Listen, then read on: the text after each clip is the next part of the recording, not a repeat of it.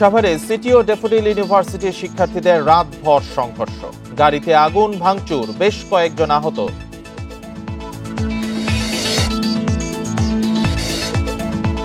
এখনো থামেনি সাবেক ভূমিমন্ত্রী সাইফুজ্জামানের অর্থ পাচার। এস আলম ও আরামিজ গ্রুপের যোগ সাজশে বিদেশে টাকা পাঠানোর অভিযোগ।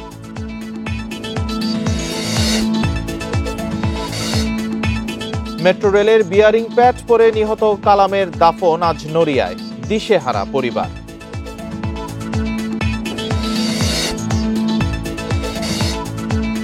আগামী বছরের মাধ্যমিকের বই ছাপানোর কাজ শুরু করতে পারেনি এনসিটিবি, সময় মতো বই দেয়া নিয়ে সংশয়।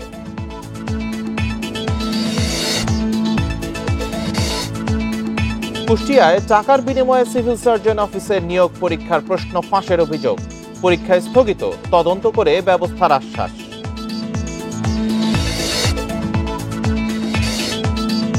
শান্তি আলোচনার মধ্যে আফগান সীমান্তে আবারও সংঘর্ষ, 25 জঙ্গি ও 5 পাকিস্তানি সেনা নিহতের দাবি।